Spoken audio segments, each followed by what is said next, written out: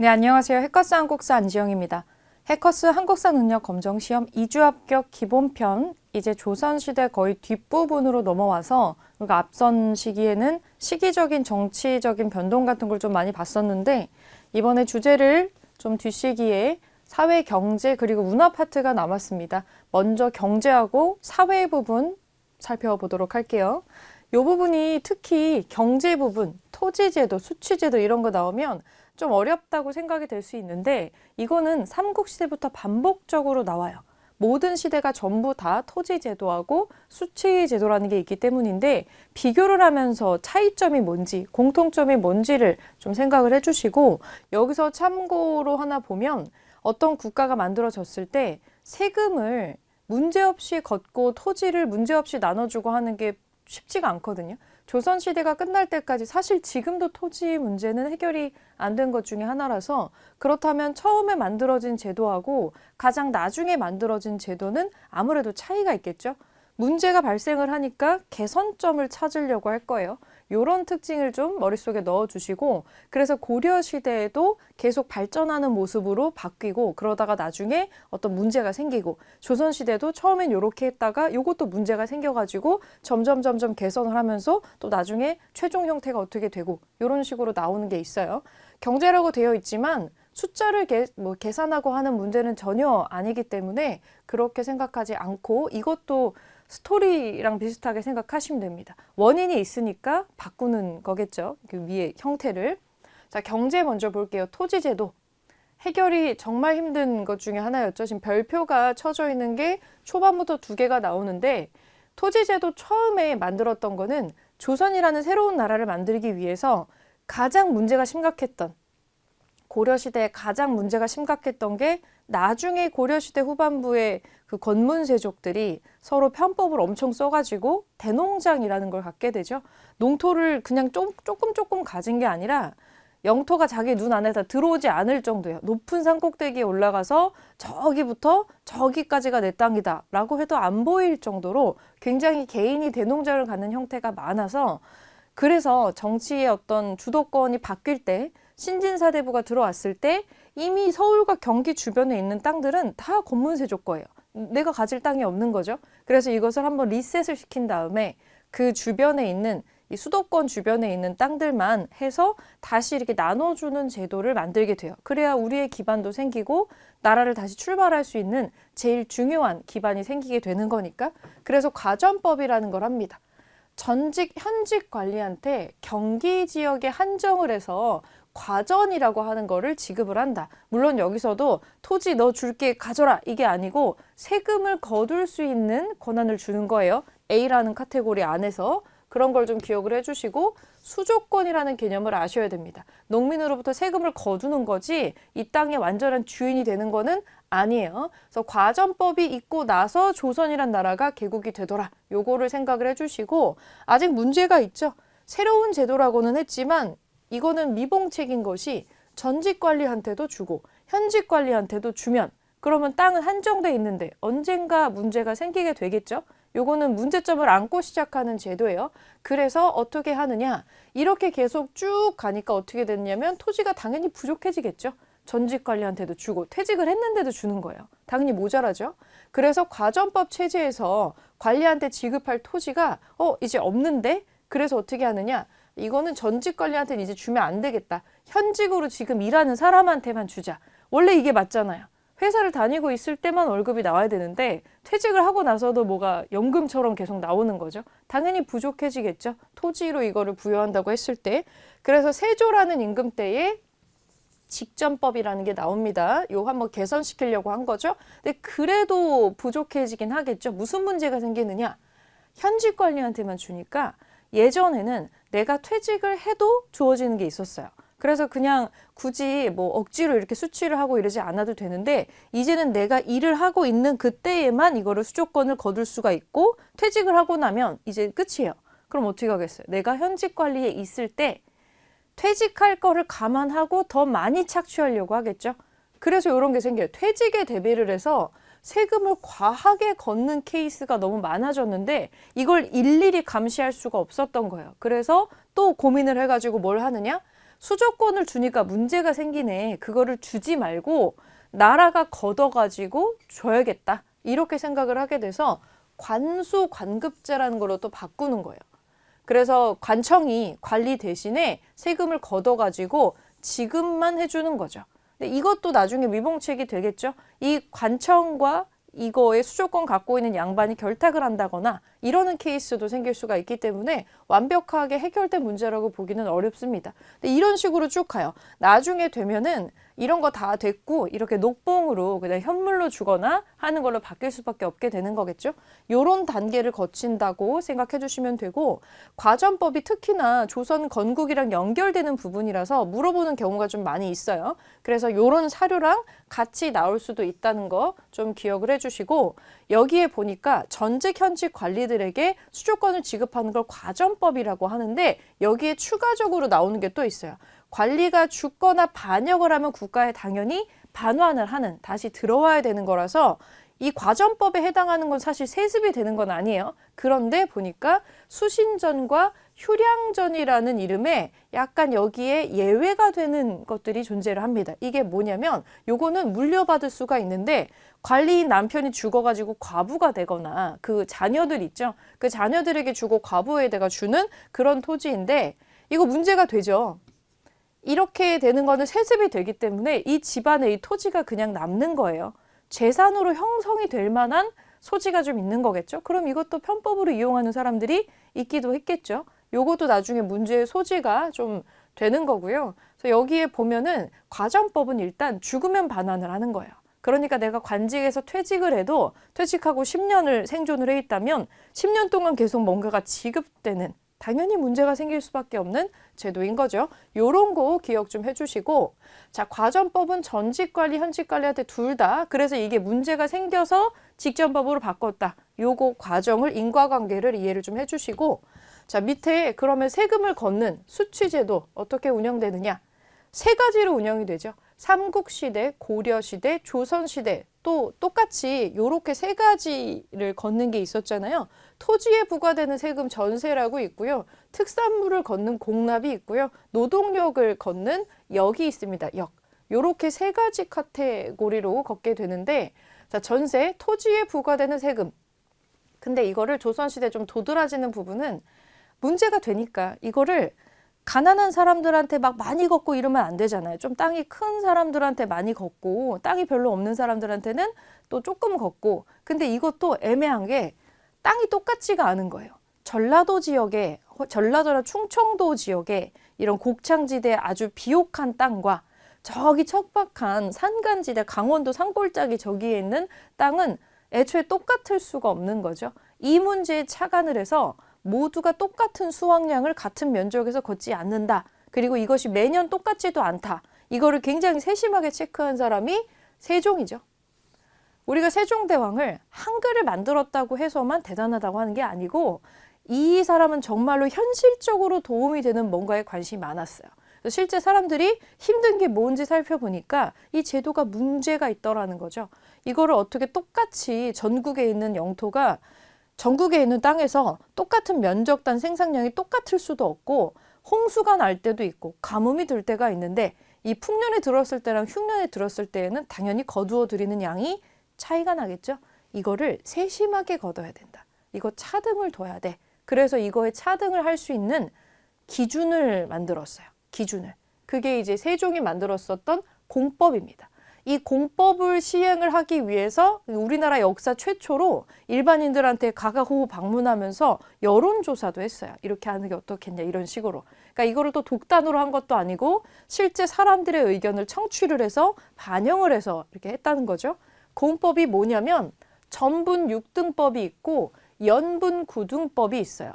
무언가로 6단계로 나누고 또 무언가로 9단계로 나누었다는 뜻이에요. 여기 보니까 전분 6등법은 뭐냐면 토지의 비옥도가 다를 거 아니에요. 농사가 되게 잘 되는 땅, 농사가 되게 안 되는 땅이 있는데 이걸 6단계로 레벨을 나눕니다. 당연히 여기에 따라서 차등으로 걷었겠죠. 그리고 또 주목할 만한 거는 연분 9등법이에요. 풍흉에 따라서 연마다 9단계로 나누어 가지고 구별해서 걷었다는 거예요. 상상년이 있고 하하년이 있고 그런 거예요. 요거를 아주 디테일하게 9단계로 나누어서 세밀하게 거뒀다는 거죠. 당연히 공법 이전과 이후에 사람들의 생활이 많이 달라졌을 거고 이게 세종이 의도했던 대로 꾸준히 진행만 됐다면 크게 문제가 없었을 텐데 나중에 문제가 또 생겼겠죠. 여러 가지 편법도 생기고 어쨌거나 전세는 어느 정도 자리를 잡아가는 게 보이네요. 자, 문제는 공납입니다. 공납.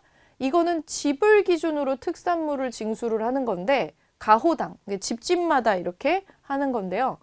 토산물을 대신 납부해주고 요거 뭐냐면 이 공납은 특산물을 징수를 하는 거예요. 뭐 가령 어느 지역에서 사과가 많이 난다. 그러면 집집마다 사과를 한 바구니씩 내라. 이런 식으로 부과가 될 수가 있는 거죠. 그래서 요걸 징수하는 건데 요게 이제 문제점. 토산물을 내가 내려고 하니까 통과가 안 돼요. 왜 통과가 안 되느냐? 관청에 가서 자, 한 소쿠리 가지고 왔어요. 해서 갔는데 아니 무게도 맞고 개수도 맞고 내라는 거 다 냈는데 괜히 트집을 잡는 거죠. 이렇게 품질이 안 좋은 거를 어떻게 세금으로 내려고 하니? 이거 안 돼. 다시 가져가라고 하는 거예요. 우리가 육안으로 봤을 때 아무 문제가 없는데 괜한 트집이 잡혀서 납부가 안 되는 겁니다. 그럼 미납이 되죠. 그 미납이 되면 어떤 처벌이 가해지지 않겠어요? 내고 싶은데 낼 수가 없는 거예요. 통과가 안 되니까. 그래서 어떻게 하냐면 통과가 될 만한 좋은 등급의 사과를 대신 구입해서 납부를 해주는 사람 대리인을 써가지고 요것만 직업적으로 하는 사람이 생겼다라는 거죠. 이 부동산 중개인 같은 것처럼 대리업자가 생긴 거예요. 그래서 요거를 대신 납부를 해주고 중간에 수수료를 좀 받는 거예요. 요거를 방납이라고 해요. 근데 무슨 말이냐? 사과를 한 소쿠리만 내면 되는데 한 소쿠리를 내가 납부해주는 대가로 사과 한 소쿠리의 값도 수수료를 또 내세요. 뭐 가령 예를 들어서 이런 거예요. 그럼 돈으로 따졌을 때 내가 10,000원만 내면 되는 것을 20,000원이라는 더블 지출을 지금 해야 되는 상황이 된 거죠. 근데 어쩔 수가 없어요. 이렇게 안 하면 납부가 안 됨.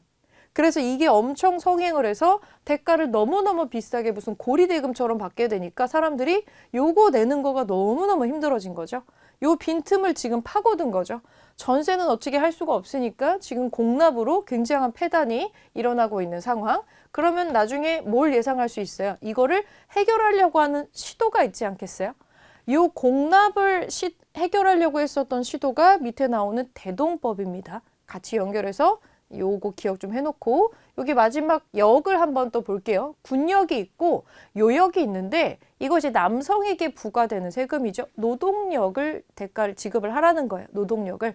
이 노동력 중에서 군대에 들어가는 군역이 있고요. 군사훈련, 전쟁 동원, 군대에 소요되는 비용을 부담하는 거, 군포 내는 거 이런 게 군역이고요. 요역은 성이나 궁궐, 왕릉, 저수지 등등등 공공공사에 동원이 되는 거 이런 거를 요역이라고 합니다. 근데 문제는 이제 이런 역을 낼 때 항상 이런 공사에 동원되는 건 아니고 항상 전쟁이 있는 건 아니지만 여기에 부과되는 세금이라는 건 존재해요.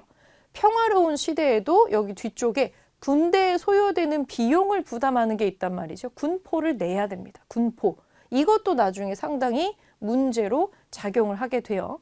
군포를 내야 되는 연령대가 정해져 있습니다. 16살, 60살 해당되는 요 사이에 있는 사람들만 요걸 내야 되는데 나중에 요거 편법이 나면 어떻게 되겠어요? 여기에 해당되지 않는 연령에게 군포를 부과하거나 아니면 이미 죽었는데 아니면 이제 해당되지 않는데 그리고 또는 남성이 아닌데 또는 아예 생명체도 아닌데 동물인데 이렇게 하는 거에도 전부 다 군포를 부과하는 그런 일들이 일어나게 된다는 거죠. 그래서 군역과 요역이라고 하는 것도 봐주시고 그러면 이제 경제 부분으로 조금 내려가서 보면 요거를 개선하려는 시도를 임금마다 했겠죠. 임금마다 여러 가지 방책을 고안을 해서 시도도 하고 실패도 하고 또 다시 개선하는 그런 패턴들이 보이게 되는데 자, 수취제도 면에서 이걸 개선하기 위해서 조선 후반에 어떤 것이 나오냐?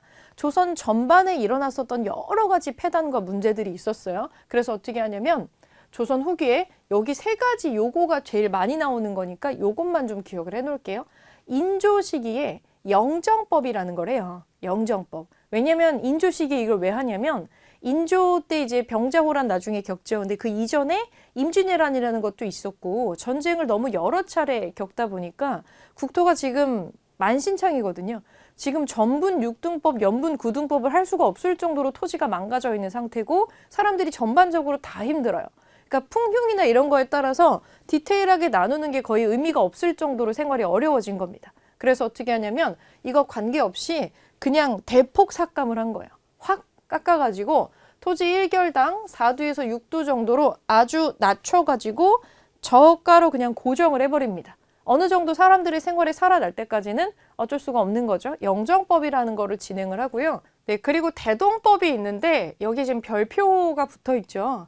여기 옆에는 지금 시행한 연도가 왕이 나와 있는데 지금 순서대로 나와 있지는 않은 것 같아요. 광해군이 먼저 등장을 하고 그 다음에 인조가 등장은 하는데 둘이 건드린 수취제도가 달라가지고 순차적으로 지금 나온 것 같습니다. 전세에는 영정법이 있고 이 공납 부분에서 대동법이 있고 이 역 부분에서 균역법이 있었던 거예요. 그래서 수취제도 세 가지 카테고리에서 변화를 줬던 것 중에 좀 뚜렷한 것들 세 가지를 꼽아서 이렇게 해놓은 건데 대동법이 가장 드라마틱한 변화 중에 하나였습니다. 박납의 폐단을 해결하기 위해서 광해군 때에 이 광해군은 전쟁도 겪은 임금이다 보니까 사람들이 얼마나 힘든지 지금 알고 있고 요거의 폐단에 대해서 여러 가지 것들을 보고 들은 바가 있었어요.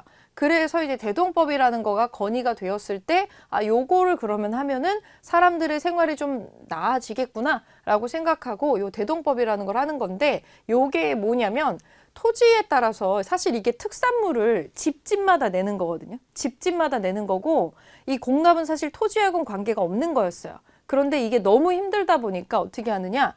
토지를 갖고 있는 크기에 따라서 소유한 토지에 따라서 특산물 너무 힘드니까 이거 말고 쌀이나 옷감이나 동전으로 도저히 품질을 가지고 뭐라고 할 수 없는 것으로 납부하게 한다. 그럼 이제 박납업자가 필요가 없잖아요. 이거는 그냥 일상적으로 다 구할 수가 있는 거니까 이렇게 하면은 차등도 없고 공납이라고 하는 게 좀 애매한 거예요. 특산물이라고 하는 기준이 어디에선 생선이고 어디에서는 과일이고 이렇게 되는데 이게 똑같은 값어치를 갖는다고도 사실은 볼 수가 없겠죠. 그래서 어떤 동네는 좀 더 힘든 동네가 있었을 거고 그렇지 않은 동네가 있었을 수도 있습니다.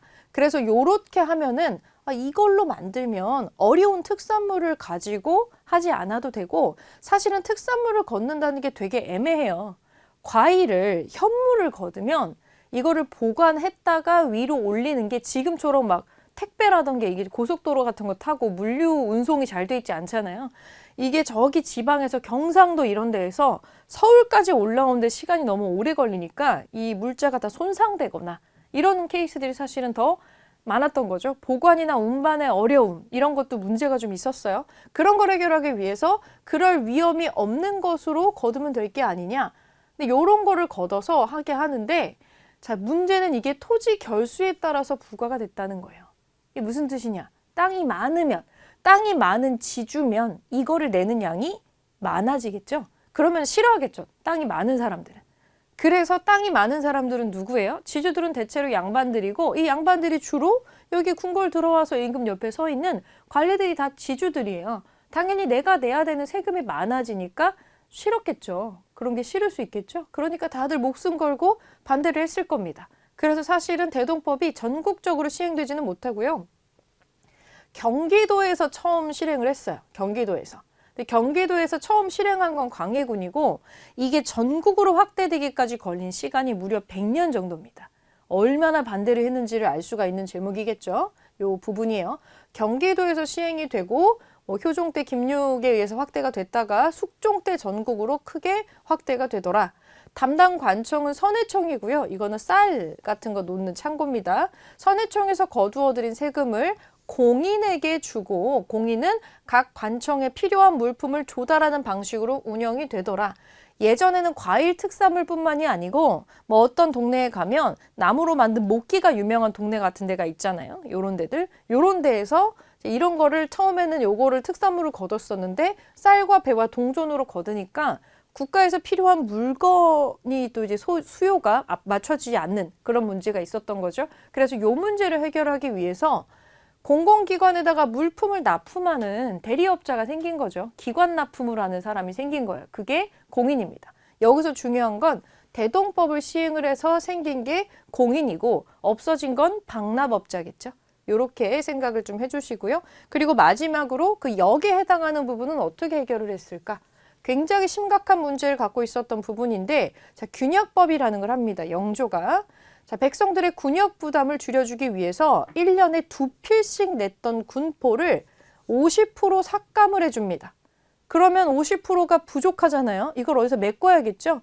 영조는 이거 부족한 거는 너네가 알아서 메꿀 방법을 찾아 하고 이 신하들한테 이 문제를 던져줍니다. 그래서 신하들이 열심히 궁리를 해서 뭘 했냐면 결작이라고 하는 거 생각해내고요. 이것도 토지 소유자한테 무조건 이제 돈 있는 사람들한테 걷는 거죠. 토지 소유자인 지주에게 조금 1결당 2두씩 추가금을 과금을 징수를 하고 선무군관포라는 걸 또 해요. 상류층한테 명예직 같은 거를 주고 군포를 한 필씩 받은 거, 요렇게 하는 거. 실제로 이 사람이 뭐 벼슬에 합격하거나 한 거는 아닌데 명예직을 좀 부여해서 판매 같은 거를 한 거죠, 일종의. 그리고 잡세를 걷었다. 어장세, 소금세, 특정 카테고리 꼭 팔리고 잘 팔리고 하는 품목들에게 잡세를 부과를 해가지고 모자라는 부분을 충당을 하려고 했다. 이게 나중에 이렇게 유지는 안 되지만은 그때 당시엔 좀 파격적인 방식이었어요. 영조 스스로가 내가 치세 기간 동안 제일 잘한 거를 꼽자면은 균형법이 들어갈 수 있다라고 스스로도 얘기했을 정도로.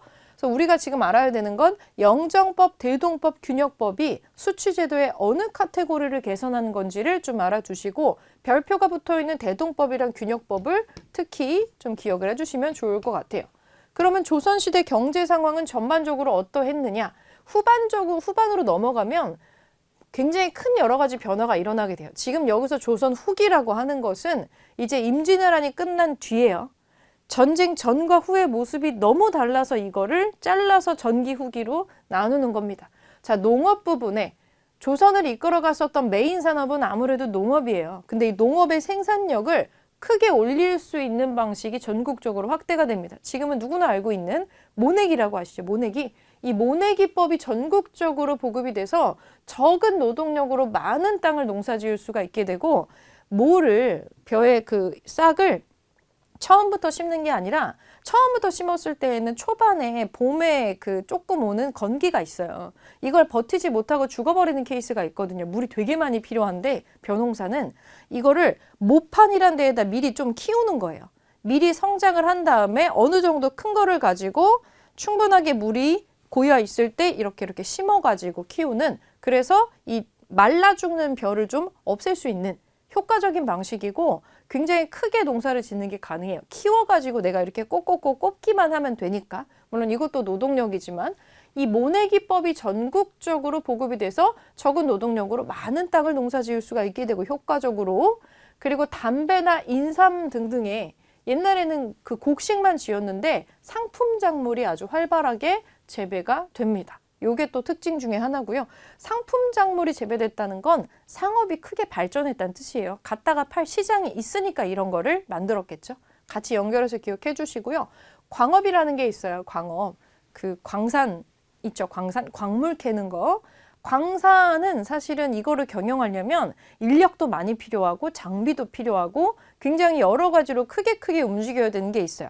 농업이랑은 돌아가는 프로세스가 완전히 다르기 때문에 여기에 지금의 그 CEO 개념, 전문 경영인 개념이 나오죠. 광산 경영 전문가인 덕대라고 하는 전문가층이 등장을 하면서 광산만 운영하는 전문가가 따로 생깁니다. 굉장히 특이한 특징 중에 하나죠. 기억해 주시고. 상업, 이런 게 됐다는 거는 상업이 발전했다라는 건데 이 상업이 어느 정도까지 발전을 하냐면 국가에서 운영하는 그런 거 말고 그냥 개인이 장사해가지고 크게 성공한 그런 사람들이 나오는 거예요. 이거를 사상이라고 합니다. 사상. 큰 기업체 같은, 지금으로 치면은 대기업 같은 상업 하는 사람들이 생기는 거죠. 요런 사람들이 생기는 건데 대표적인 게 이제 개성을 중심으로 활동했었던 송상, 상인 집단, 부산에 있었던 내상, 의주에서 활동했었던 만상이 있습니다. 흔히 말하는 거상이죠, 거상. 거상이라고 하는 사람들이 생기게 되면서 이 상업을 쥐락펴락하는 그런 것, 그리고 전국에 있었던 조그만한 장시 같은 거를 하나로 연결하는 네트워크를 만드는 그런 역할을 요 사상들이 합니다. 그리고 이제 이렇게 상업이 발전하게 되면 화폐가 필요해요. 그전처럼 곡식이나 옷감으로만 하면은 보관도 힘들죠. 이거를 똑같은 값어치로 교환하기도 힘들죠. 굉장히 어렵거든요. 이거를 해결하기 위해선 이제는 화폐가 있어야 됩니다. 그래서 드디어 이 화폐가 일상적으로 전국으로 유통이 되게 되는데 똑같은 값을 갖고 있는 동전이에요. 상평통보라고 합니다. 상평통보. 우리가 흔히 엽전이라고 부르는 거는 바로 이 상평통보입니다. 상평통보 기억해 주시고 전국 곳곳에서 이제는 5일장, 7일장처럼 정기적으로 항상 열리는 시장들이 생겨나게 돼요. 예전에 가끔 열린 거는 항상 물건이 팔리는 건 아니었기 때문인데, 그리고 국가에서 이거를 제한을 했던 것도 있었는데, 이제는 활발하게 상업활동이 일어나고 있는 모습을 보여주고 있어요. 자, 기출사료에는 상평통보가 있습니다. 요 화폐가 나오게 된 배경을 기억을 해주면 될 것 같아요. 상업이 발전을 해서 이제는 화폐가 필요한 시점이 된 거죠. 조선의 사회 부분 보겠습니다. 신분제도가 있는데 양반이 있고 중인이 있고 상민이 있고 천민이 있어요. 사실은 조선의 사회 부분을 보면 보통은 이렇게 많이 보기는 하는데 실제로 조선시대에 법으로 정해져 있는 제도는 저렇게 4개로 쪼개져 있는 게 아니에요. 이렇게 4개로 쪼개져 있지 않고 원래는 뭐냐면 양천제라고 있어요. 양천제. 그러니까 원래 조선시대의 어떤 신분 제도는 딱 2종류밖에 없는 거예요. 양인이 있고 천인이 있는 거예요. 근데 이거를 왜 우리가 4개로 배우느냐? 얘네들이 분화를 해버려서 직업군에 따라서 어떻게 되냐면 요렇게 묶여서 이제 양인이고요. 그 밑에 천민이 있네요. 양인 집단이 3단 분리를 해버립니다. 양반이 있고 중인이 있고 그냥 일반 백성이 있어요. 그거를 상민이라고 합니다. 평민이라고도 하죠. 같은 말이에요. 그래서 문반, 무반의 관리, 그러니까 시험을 보고 과거 시험을 보고 관직을 획득한 남성 관리를 원래는 양반이라고 해요. 문반과 무반, 무신, 무반을 섞어서. 근데 나중에는 이게 어떻게 되냐면 본인들만 지칭하는 게 아니고 이 가족들까지 전부 다 칭하는 신분으로 사람들한테 인식이 바뀌어버린 거예요. 양반은 원래 신분을 가리키는 말이 아니었어요. 그냥 벼슬아치들을 묶어서 부르는 말이었는데 이렇게 분화 변신을 해버린 거고, 그리고 양반 밑에 있는 그 기술직을 하는 행정직에 있는 중인들이 있는데 통역관, 기술관, 의사 이런 사람들하고 지방에서 사또 같은 거 보좌하는 그 이방 같은 사람들, 향리들 이런 사람들, 그리고 추가로 좀 애매하죠? 서얼도 이제 중인에 해당합니다.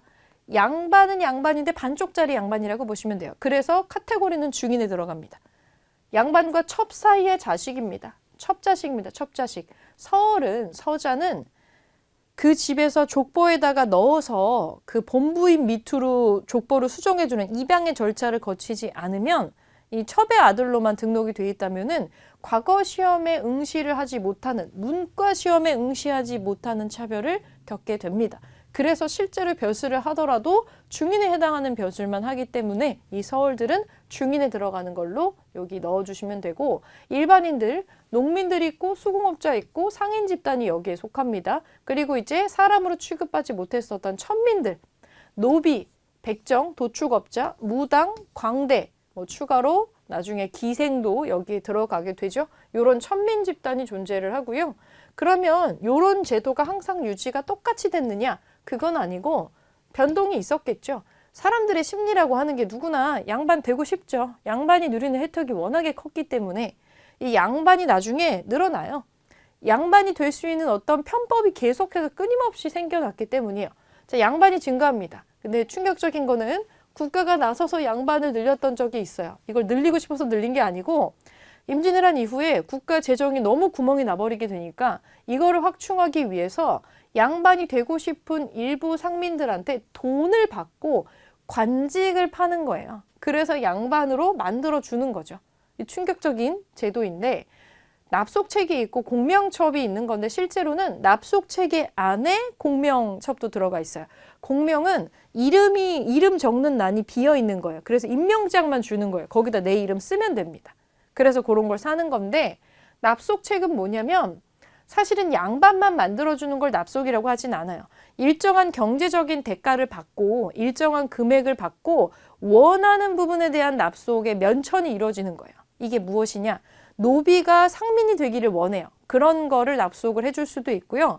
평민이 벼슬을 받기를 원해요. 그런 걸 또 납속을 해줄 수도 있고, 그리고 여러 가지가 있을 수 있죠. 노동력, 그 군역 있죠. 군역을 내가 지고 싶지 않아요. 군역에서 제외시켜주는 그 면천이 또 있는데 그런 거를 해주기도 해요. 그러니까 납속이라고 하는 건 사실은 여러 가지 카테고리가 들어가는데 그 중에 하나가 양반으로 만들어주는 공명첩을 판매하는 게 있더라. 이렇게 생각을 해주시고요. 그래서 두 개가 같이 나오는 거예요.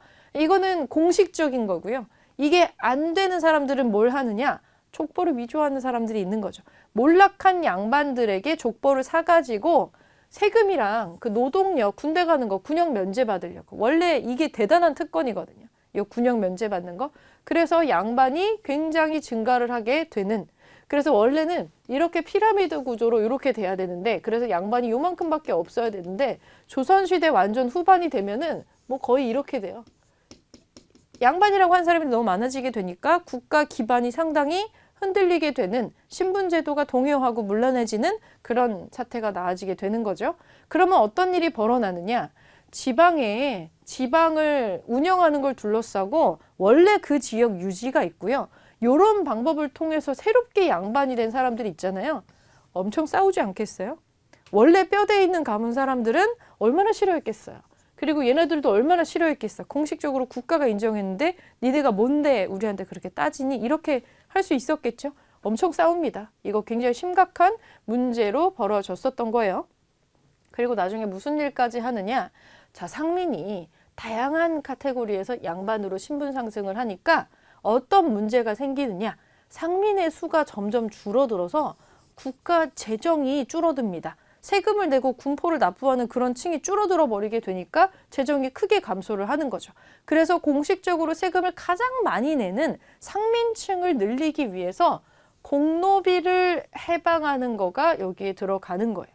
실제로 그 양반들에게 세금을 면제해주고 했었던 이유는 나라의 노동력을, 나라의 일을 하는 사람들이기 때문에 그거에 대한 어떤 혜택으로 해줬던 건데, 실제로는 벼슬이 없는 양반들한테도 이런 게 은근슬쩍 같이 적용이 됐었기 때문에 문제가 많이 되는 면이 있었죠.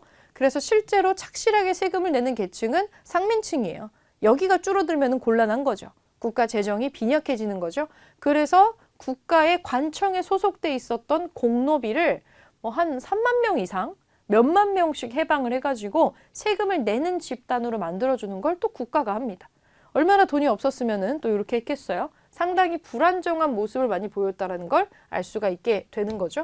자, 밑에 보니까 여성의 삶이 나오는데 별로 좋지 않죠. 여자의 삶이라고 하는 거는 성리학이 자리를 잡은 조선시대에는 여성들의 삶은 그냥 거의 없다고 봐도 무방합니다.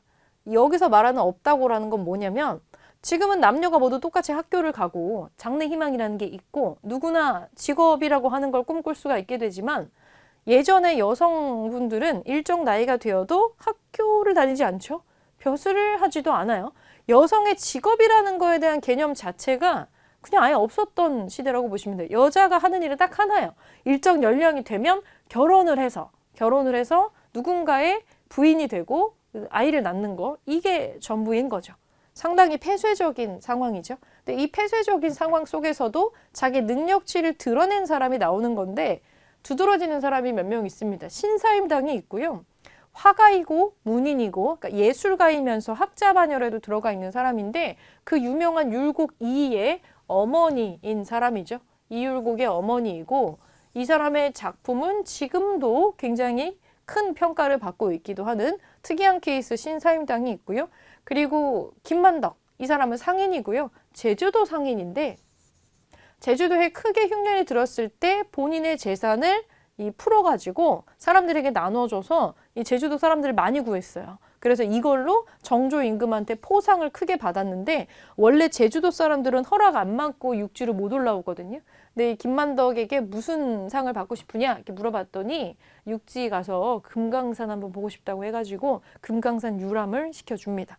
그래서 거상 김만덕이라고, 요게 아마 책 같은 것도 나와 있거든요. 그래서 그런 식으로 나오는, 이렇게 힘든 상황에서도 본인의 능력치를 도드라지게 뿜어내는 여성들이 간간히 있었다라는 거 같이 기억을 해주시고, 자, 그럼 문제 어떻게 나오느냐? 대동법을 먼저 볼게요. 가 제도에 대한 설명으로 옳은 것은, 가는 실로 백성을 구제하는데 절실하다. 강원도와 경기도에서 이미 시행을 하고 있으니까 우리 충청도에서도 하면 좋겠다. 여기 보니까 김육이라고 하는 힌트가 또 있네요. 백성을 구제하는데 절실하고 경기도에서 실행을 지금 하고 있다. 그리고 김육이라는 사람이 확대하자고 지금 상소 같은 걸 쓰고 있는 것 같아요. 대동법입니다. 이 문제가 3점인 이유는 대동법인 거를 유추할 수 있는 힌트가 경기도에서 시행하고 있다. 김육이라는 사람이 확대를 청하고 있다. 라는 다소 어려운 힌트가 나왔기 때문이에요. 이거를 현물을 곡식이나 배나 동전으로 받겠다라고 하는 구체적인 대동법의 내용이 여기에 언급이 안 돼 있어가지고 어려운 문제로 지금 분류가 되는 거죠. 자, 대동법에 대한 설명 찾을게요. 군포를 2필에서 1필로 줄였다. 이거는 균역법이죠. 이거는 균역법인데 영조 때 한 거고요. 이거는 이렇게 단계별로 실시하지는 않았어요. 그냥 다 실시를 한 거예요. 요거는 아니고 양반에게도 군포를 부과하는 건 호포제라고 하는 건데 조금 더 뒷시기에 고종대로 넘어가서 흥선대원군이 하는 거니까 해당이 없고 전세를 1결당 4두에서 6두로 고정하는 거는 요거는 영정법이라고 인조 때 실시를 했던 겁니다. 4번 특산물 대신에 쌀, 배 등으로 이 납부를 하게 하는 거 이게 대동법의 핵심이죠. 그래서 4번으로 찾을 수가 있겠고요. 옆에 2번 보겠습니다. 가에 들어갈 제도로 옳은 것은 가에 대해 알려주세요. 영조 때 제정이 됐고 군포 납부액을 절반을 삭감을 해준다 라는 내용. 어장세, 소금세 등으로 줄어든 수입을 보충했다. 이거 군포 해결하려고 영조가 했던 거 균역법이죠. 균역법. 2번으로 찾아주시면 됩니다. 밑으로 넘어가서 조선 후기의 경제 생활 보겠습니다. 선생님의 질문에 대한 답변으로 옳지 않은 것은 이 화폐가 전국에 유통된 시기의 경제 상황에 대해서 말해볼까요? 정기시장인 장시가 전국 각지에서 열렸어요. 우리가 봐야 되는 거는 상평통보인데 엽전이잖아요. 조선 후반에 유통이 됐었던 화폐입니다. 조선 후기 특징인 거죠. 정기시장인 장시 열리죠. 맞는 얘기. 관청에 물품을 조달하는 공인이 활동하는 거 맞는 얘기네요. 송상이 각지에 송방이라는 지점을 설치하는 거 사상들이 활동하죠. 송방, 송상도 있고 내상이 있고 만상이 있고 그랬었어요. 4번 병란도에서 활발한 국제무역이 이루어졌어요. 고려시대 얘기네요. 이거 혼자서 고려시대 거라서 4번 골라주시면 되고 다음 퀴즈의 정답으로 옳은 것은 조선시대의 정부가 부족한 국가 재정을 보충하기 위해서 곡물과 돈을 받고 신분을 상승시켜 주거나 벼슬을 내린 정책, 일종의 돈을 받고 면천을 시켜주거나 벼슬을 주는 거 이런 거 납속이라고 합니다. 납속책입니다. 납속책 1번으로 찾아주시면 되고 사창제라고 하는 거는 이 환곡이라고 하는 걸 운영하는 거를 지역에서 직접 할 수 있게 해주는 거 나중에 나오는 제도고요. 영정법이라고 하는 거는 요거는 인조 때 했었던 거, 인조 때 전세를 고정하는 기법이었고 요 호포제라고 하는 거는 양반들한테도 군포 내게 하는 거였죠. 나머지 것들은 뒷시기에 나오는 것도 있어서 전부 아니라고 찾으면 되고 1번으로 정답을 골라주시면 됩니다. 자, 그러면 이 문화사 파트로 이제 넘어가서 볼 건데 워낙에 내용이 좀 많기 때문에 전기 후기가 나뉘어서 보일 거예요. 조선시대 초반입니다. 전기. 여기서 말하는 전기는 임진왜란 이전이요. 임진왜란 이전. 요거는 앞부분이랑 겹치는 부분도 조금 나오는데 자, 국가에서 운영했었던 교육기관 먼저 볼게요. 성균관. 고려 말기에 공민왕이 처음 설치를 했는데 요 이름을 그냥 가져갑니다. 조선시대에서 최고 국립대학교죠. 한양에 설치됐었던 최고학부고요. 아주 고등교육기관이고 입학 자격이 정해져 있어요. 누구나 들어가는 게 아니고 그 과거 시험에서 1차 시험, 2차 시험으로 나누어 본다면 그 처음에 치르는 시험이 속과 시험이 있는데 여기에 합격을 해야 들어올 수 있어요. 이 속과 시험에 합격을 하면은 생원이나 진사라고 부릅니다. 허생원, 김진사 여기서 나온 거예요. 요렇게 돼야지 성균관에 들어올 수가 있어요. 여기 안쪽에 주요 건물이 특이한 게 성균관은 학교인데 공자의 제사를 지내는 사당도 있고 학교도 있고 기숙사도 있고 밥 먹는 데도 있어요. 그런 식으로 운영이 되어서 대성전이라고 하는 제사 지내는 곳이 있고요. 공부하는 명륜당이 있고요. 학생들이 먹고 자고 하는 기숙사가 있고 도서관 같은 거 갖춰져 있습니다. 지금도 성균관이라는 대학교가 운영이 되고 있고 안쪽에 요 건물들이 남아 있어요. 유적지로 남아 있습니다. 자, 요거는 국립이고요. 국립의 최고 학부고요. 사부학당이라는 중등 교육기관이 있습니다. 한양에 설치된 중간쯤 되는 교육기관이고 그리고 이제 향교, 이거 지방에 있는 거. 지방의 고을에 하나씩 국가에서 설립을 해줍니다. 향교. 중앙에서 교수를 파견하기도 해요. 교관을 내려다 주기도 하는. 왜냐면 이거는 관립이니까. 여기서 여러분들이 구별해야 되는 거는 관립교육기관이 뭐뭐뭐가 있고 사립이 뭐뭐뭐가 있는지를 보시는 거예요. 밑에 사립기관이 이제 나오죠. 사립교육기관으로 서원이 있고요. 지방의 선비들이 성균관이랑 똑같은 시스템으로 만드는 건데 이거는 사립이에요. 이거는 누구나 세울 수가 있었습니다. 맨 처음에 만든 사람은 주세붕이라는 사람이 백운동 서원을 만들기 시작을 하고요. 가끔 이 서원 중에서 정말 뜻깊은 의도로 만들어진 서원이구나 이렇게 인정을 받고 왕이 간판을, 현판을 내려주거나 서적을 내려주는 그런 서원들이 생깁니다. 이거는 사액서원이에요. 여기는 세금도 면제가 되고 여러 가지 혜택을 좀 받는 서원들이에요. 서원이라는 곳이 있더라 기억해 주시고 이건 들어보셨죠? 서당. 지방에 설치된 그 초등교육기관이고요. 선비들 플러스 평민의 자제들도 일정한 돈을 내면은 서당에 다닐 수가 있었습니다. 이런 거에 다니는 이유는 전부 다 우리가 성리학을 배우는 국가이기 때문인데 성리학이 굉장히 우리나라에서 크게 활동을 해서 크게 발전을 해가지고 원래 중국에서 만들어진 거지만 사상적으로 한국에서 굉장히 깊게 발전을 합니다. 가장 유명한 사람이 퇴계 이황과 율곡 이이가 있어요. 같은 시대지만 나이 차이가 조금 나는 퇴계 이황. 주세붕이 처음에 서원을 세웠을 때 이거 너무너무 좋은 것 같아요. 우리 서원 만드는 거 장려합시다. 이렇게 건의한 사람이기도 하고요. 왕은 어떻게 도를 깨우쳐야 되는가라는 책을 성각십도라는 책으로 만들어서 선조한테 바쳤어요. 중요한 거는 이황도 선조한테 바친 게 있고 율곡도 선조에게 바친 게 있어요. 군주가 수양할 덕목을 성학지묘라는 책으로 이 사람도 만들어서 선조한테 이렇게 바치는 게 있습니다. 율곡은 조금 개혁파 같은 이미지를 좀 가지고 있는데 공납의 문제점이 좀 상당히 많았잖아요. 그래서 선조한테 수미법이라고 하는 대동법이랑 비슷한 얘기입니다. 요거를 제안을 했었던 사람, 시대를 많이 앞서간 사람이죠. 그래서 보통은 율곡 이에 대해서 많이 나올 때 이 사람이 율곡이라는 거를 알아내라고 그 자료를 주는데 오죽헌에서 태어났다, 뭐 신사임당을 부모로 두고 있다 이런 식의 언급이 나오기도 해요. 같이 기억을 좀 해주시고 역사책이 초반에는 뭐가 나오냐면 조선 왕조실록이라는 게 있죠. 요거는 좀 중요하게 알아둬야 돼요. 요거 그 사관이라고 하는 역사를 쓰는 사람들, 기록하는 사람들이 왕을 쫓아다니면서 계속 쓰는 원본 자료가 있습니다. 사초. 그리고 시정기라는 이런 거를 바탕으로 왕이 죽고 나면은 편찬을 하는 게 바로 조선 왕조실록이고 이거는 시대 순서대로 나와요. 시대 순서대로. 그리고 두 번째 보기로 많이 나오는 동국통감. 성중임금 때 서거정이라는 사람이 고조선부터 고려까지 앞선 역사를 기록한 책입니다. 동국통감. 그리고 초반에 만들어지는 거는 국가가 만들어지다 보니까 국가 초반의 시스템을 운영할 수 있는 그런 매뉴얼 같은 책자들이 많이 나와요. 요런 책들이 쭉 나오게 되는데 자, 지도하고 지리서를 보면 초반에 태종 때 제작된 최초의 세계 지도인데 혼일, 강리, 역대국도 지도 중국이 굉장히 크게 그려져 있어서 실제로 보는 지도라기보다 그 당시에 우리가 어떻게 세상을 인지하고 있었고 조선이라는 나라의 개국의 정당성 같은 거를 보여주는 그런 지도예요. 그리고 동국 여지 승남은 성종 때 우리 땅의 모든 지리, 풍속, 신화를 수록해가지고 만든 겁니다. 이런 거. 이런 걸 조사를 해야지 국가를 운영해 나갈 시스템을 짤 수가 있겠죠. 그렇게 만든 거고요.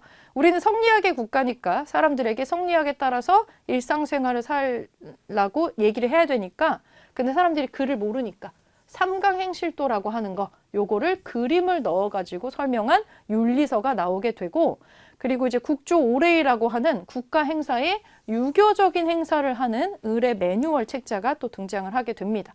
도드라지는 특징은 세종과 성종 때 계속 뭐가 나오는데 우리 땅에 맞춰가지고 농사직설이라는 책이 나오고 그리고 좀 뒷시기에 이 실제로 우리나라 강희맹이라고 하는 이 관리가 직접 농사를 지은 경험을 바탕으로 또 농서를 하나 내는 금양잡록이라는 게 있습니다.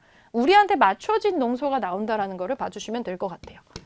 그리고 마지막 카테고리로 문화유산 부분을 좀 보면은 건축 부분이 있죠. 건축 부분은 국가가 만들어지니까 궁궐 필요하겠죠. 경복궁 세워지고요. 메인 궁궐입니다. 법궁. 주요 건물로 근정전과 경회루가 있고요. 두 번째로 창덕궁이라는 게 만들어지는 건데 이거 유네스코 세계문화유산이라서 기억을 좀 해주시면 좋겠어요. 그리고 제사를 지내는 종묘, 여기도 유네스코에 등재가 되어 있으니까 이미지하고 같이 기억해 주시면 좋을 것 같고요. 자, 마지막으로 그림이랑 공예 파트 좀 볼게요. 자, 목류도원도 안견이라고 하는 사람이 안평대군이라고 하는 왕자의 꿈 얘기를 듣고 그린 작품이고요. 그리고 강희안이라고 하는 선비가 바위에 기대서 물을 바라보는 노인을 그린 고사관수도라는 게 있는데 그 당시에 믿었던 성리학적인 관념 같은 거를 좀 보여주는 것들이 나오고 아직은 실제 우리나라의 풍경이 나오는 그림은 등장하진 않는다. 요거를 좀 보시고 자, 공예 카테고리에서는 도자기에서 이제 완전히 백자로 넘어가는 단계에 청자의 화장한 버전의 분청사기가 있고 그리고 나서 나중에 완전히 하얀 백자가 등장을 하게 됩니다. 요거 두 개 같이 기억을 해주시고 자, 문제 풀어볼게요. 교사의 질문에 대한 학생의 답변으로 옳지 않은 거, 틀린 거. 조선시대 교육기관에 대해 말해볼까요? 책을 읽고 활쏘기를 익히는 경당이 있었어요. 이거는 고구려 거죠. 그래서 해당 사항이 없고요. 나머지는 다 맞는 얘기예요. 사부학당이 있었고 성균관이 있었고 서원이 있었다. 요거 1번으로 보시고 자, 가인물의 활동으로 옳은 것은 이 화폐에는 그가 태어난 강릉 오죽헌의 모습이 그려져 있다. 이 5,000원짜리 있는 사람 율곡 2잖아요. 앙부일구를 제작하는 거는 해시기를 제작하는 거 장영실이고 성학지묘를 저술했다. 이게 맞는 얘기가 되겠죠. 시무 28조를 건의하는 거는 최승로라는 사람이 있었고 화통도감의 설치를 제안하는 거는 최무선이었어요. 자, 3번 가에 해당하는 책으로 옳은 것은 이곳은 전주 사고입니다. 사초와 시정기를 바탕으로 편찬한 조선 왕조 실록이죠. 4번 가에 들어갈 문화유산으로 옳은 것은 임금께서 큰 복을 받으시라는 뜻에서 새로운 궁궐의 이름을 요걸로 합니다. 그리고 정전은 근정전입니다. 이거 경복궁이죠. 첫 번째 정도전에서 힌트가 또 될 수가 있겠습니다. 네, 초반에 나오는 내용은 그렇게 어렵지가 않고 보통 무슨 문제가 나오냐면 이 전기하고 후기의 문화유산 같은 걸 섞어가지고 물어보는 게 나옵니다. 그런 거를 분류할 수 있으면 될 것 같고요. 다음 시간에 이어서 진행하겠습니다.